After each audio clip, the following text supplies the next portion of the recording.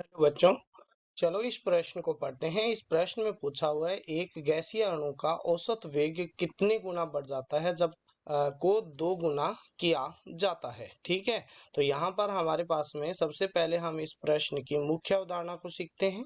मुख्य अवधारणा, ठीक है, तो मुख्य अवधारणा के अंदर आता है किसी गैस अणु का औसत वेग क्या होता है, औसत वेग होता है।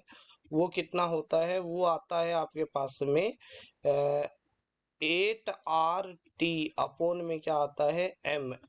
यहाँ पर R क्या है, गैस नियतांक है, गैस नियतांक है।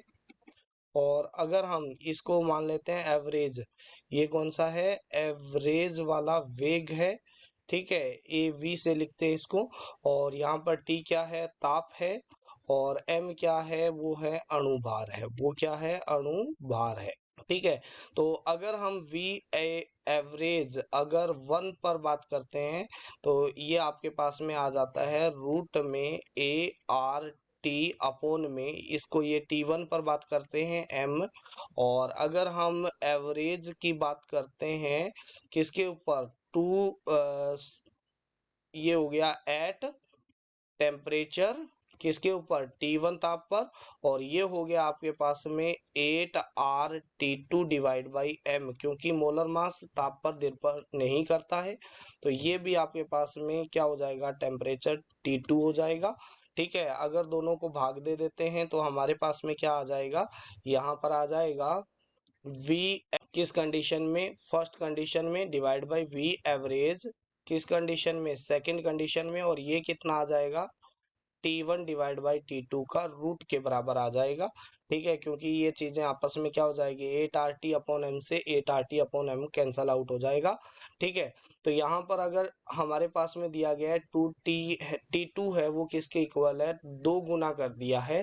तो यहाँ पर एवरेज जो वेग है गैस अणु का, और यहाँ पर एवरेज गैसियस अणु का जो वेग है T2 टेम्परेचर पर, वो आ जाएगा T1 की जगह T1 रख दिया, इसकी जगह 2T1 रख दिया।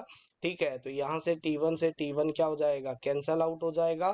तो एवरेज वेग है जो T2 ताप पर है वो कितना आ जाएगा, √2 टाइम्स इसका एवरेज वेग है किसका, एट T1 टेम्परेचर पर है उसके, इसके इक्वल आ जाएगा। यानी 1.414 टाइम्स क्या हो जाएगा, एवरेज वेग है वो क्या हो जाएगा, बढ़ जाएगा।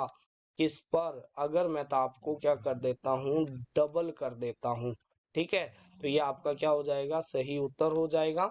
तो यहाँ पर आपके पास में ऑप्शन सी है, वो क्या हो जाएगा, सही उत्तर हो जाएगा। आशा करते हैं मुख्य अवधारणा के आधार पर आपको इस प्रश्न का उत्तर समझ में आया होगा। धन्यवाद।